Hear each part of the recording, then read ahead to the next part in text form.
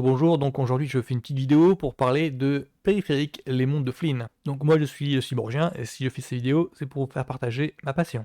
Donc Périphérique, les mondes de Flynn, donc en VO je crois que c'est The Peripheral. Périphérique, les mondes de Flynn, c'est une série de science-fiction sur Amazon, donc en streaming. Alors le résumé c'est donc le suivant. Avec Périphérique, les mondes de Flynn, nous voilà propulsés en 2032. Le monde a été peu à peu transformé par la technologie et nous voyons la jeune Flynn Fisher qui découvre en jouant à un jeu vidéo ultra réaliste une connexion avec une réalité très différente. Elle voit ainsi un meurtre et se demande tout du long si ce meurtre a réellement eu lieu. Alors moi ce qui m'intéressait en fait dans Périphérique, les mondes de Flynn, c'est les arguments en fait présentés, mis en avant durant la promotion, durant le marketing. Donc les arguments auraient été les suivants.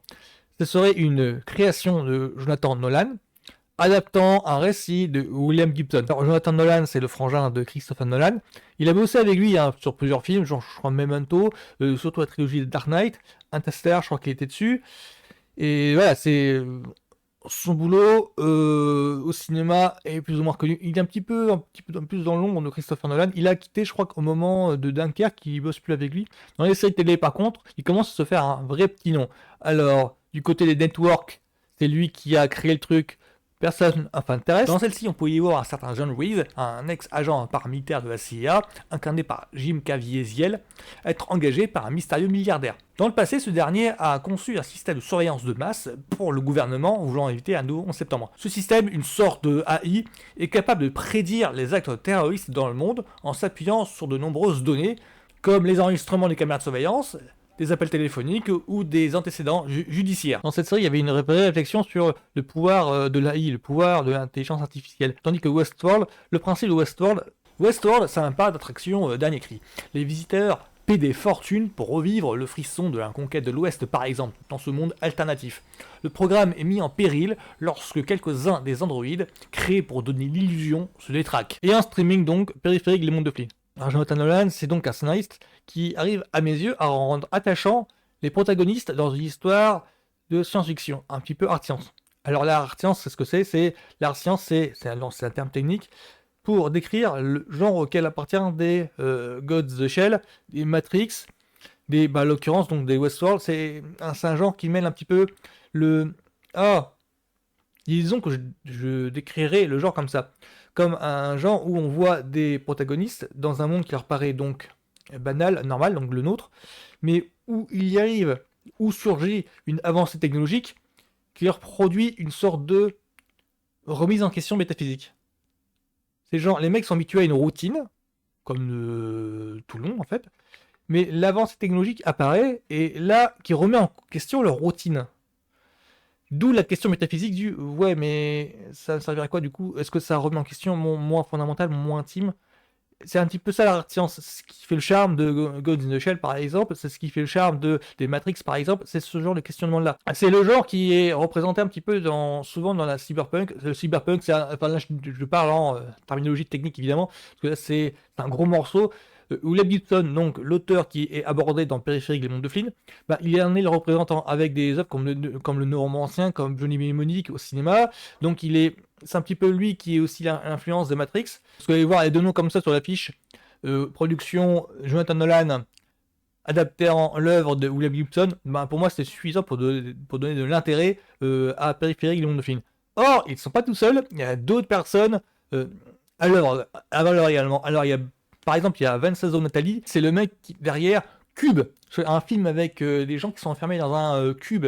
Il a aussi fait Splice, un film un petit peu un notion un petit peu Frankenstein, je dirais, où il y a deux savants qui donnent naissance à une créature un petit peu bizarre. Là, les souvenirs sont très anciens, je me souviens l'avoir vu en festival. J'avais un bon souvenir de ce truc-là, donc voilà, Vincenzo Natali. Alors ici, pour moi, c'est déjà ça part en plus d'un bon pied. Par contre, ensuite, l'un des scénaristes, Scott B. Smith, par contre, alors en faisant des recherches, je me suis aperçu que j'ai déjà vu un film de lui. Le film s'appelle Les Ruines, parle d'une bande d'amis, durant leurs vacances, s'aventure dans la jungle mexicaine et tombe sur les vestiges d'un ancien temple maya. Ils seront témoins d'étranges phénomènes. Mais moi, je l'avais pas détesté, je crois que je l'avais bien aimé, il y a une bonne ambiance. Mais sauf que, voilà, c'est que j'avais trouvé quelconque en fait. Ça pour vous dire que sur le papier, les Périphériques, les mondes de Flynn, ça part bien, je trouve. Dans le sens où, sur le papier, tout donne envie. Sauf que là où ça commençait à me chiffonner un petit peu, c'est dans le trailer. que les images me faisaient penser un petit peu à du Existence. Alors Existence, c'est un film de Daniel Cronenberg. Alors Existence, ça raconte, dans un futur proche, les joueurs de jeux vidéo seront liés à un monde virtuel grâce à une console appelée PUD. Ce système se connecte directement au système nerveux du joueur via un bioport, un trou percé à la base du dos du joueur. La démonstration du tout dernier jeu d'Allegra Geller tourne au cauchemar par l'intervention des réalistes, un groupe de fanatiques opposés à la technologisation, je pense bien, de l'être humain. Je vous avouer que Existence, c'est un film de Daniel Cronenberg que j'apprécie pas trop, je crois que c'est clivant en fait. On sent Cronenberg qui essaye de revenir aux thématiques d'un temps, qui ont fait de lui ce qu'il est en fait maintenant. Je pense à des Vidéodromes ou d'Alamouche, des films où justement il parlait du danger de la technologie qui se mêle à l'organisme.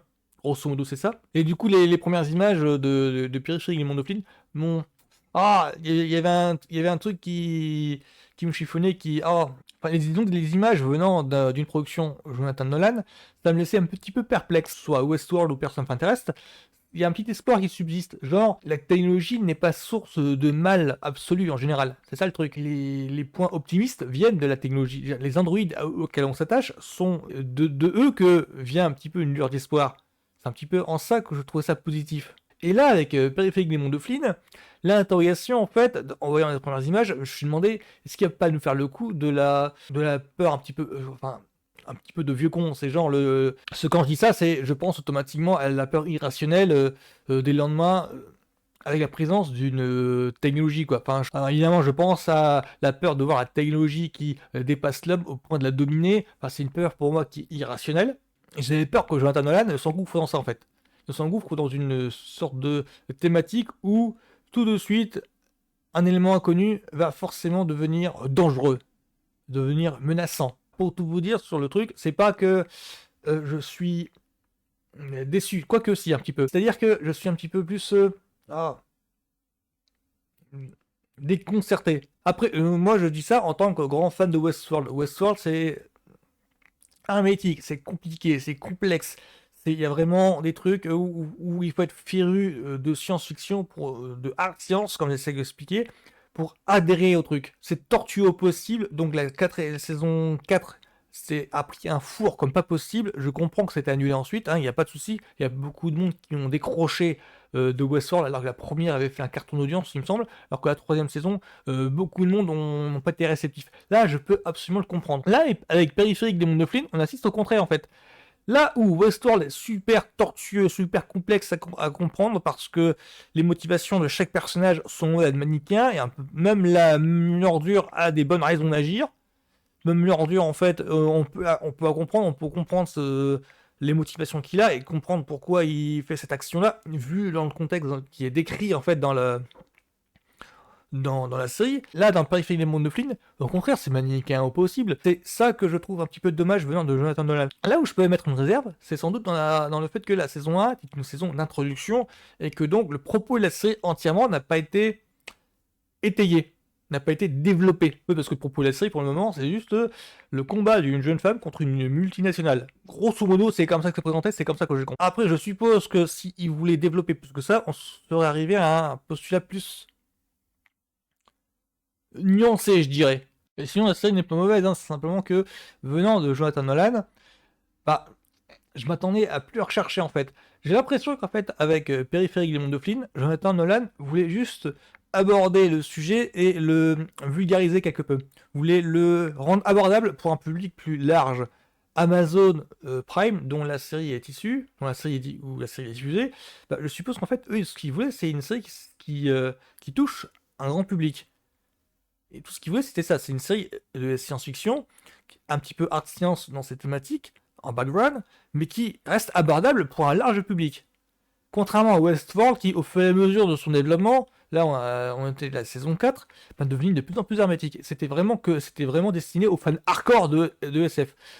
Je suppose que Amazon ne voulait pas l'entendre, cette teneur-là, et voulait juste une série il faut que tout le monde puisse s'attacher au personnage. Donc Périphérique des mondes de Flynn, moi je le conseillerais plutôt pas mal, comme galon d'essai, comme petit point d'entrée à l'univers de la SF.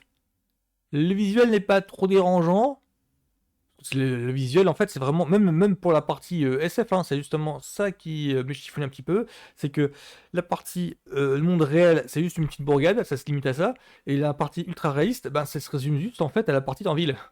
C'est juste ça. C'est d'où mon rapprochement avec Existence de David Cronenberg qui fonctionnait sur le même principe. C'est-à-dire qu'il n'y a pas de gros choc en CGI pour la partie de jeux vidéo, comme on avait depuis les années 80 avec Tron. Il n'y a pas ça.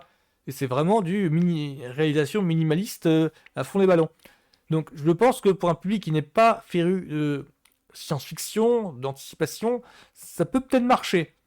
Moi j'étais déçu parce que justement j'attends un petit peu de visuel. Donc voilà mon petit avis sur Périphérie de Flynn, c'est... Il y aurait des constants, c'est... Disons que c'est pas mauvais, c'est juste qu'à côté de Westworld, qui à côté passe pour une œuvre expérimentale, ça fait petit joueur quoi. C'est juste ça. Mais sinon c'est... Si vous ne connaissez rien à SF, si vous ne connaissez rien à ce qui est art science, bah ça pourrait peut-être marcher. Dans le sens où c'est bon, c'est super codé, c'est super mannequin, donc ça parle à tout le monde quoi.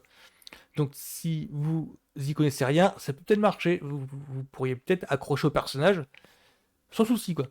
Mais sinon, c'est fait. Si vous connaissez un petit peu plus Westworld, si vous connaissez un petit peu plus qu'est-ce qu'il y a comme science-fiction, The Expanse, c'est encore autre chose.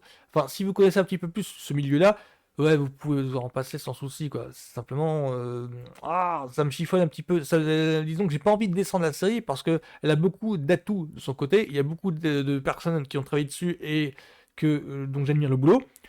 Sauf que voilà, ça fait un petit peu erreur de parcours en fait. Ça fait vraiment petit joueur, œuvre mineure, à côté de la grosse œuvre à côté qui est Westworld. Mais c'est pas embarrassant, c'est pas honteux quoi. Donc Périphérique des mondes de Flynn, je dirais un moyen plus, mais parce que je suis un gros fan de Persona Fantasy et je suis un gros fan de Westworld. Donc voilà, ce sera à vous de voir. Donc ça s'appelle Périphérique des mondes de Flynn. Je crois que c'est encore disponible sur Amazon, il me semble. Ouais, je crois, même si c'était annulé, c'est encore disponible. Donc, voilà. Ce sera tout. Bonne journée à vous. À plus.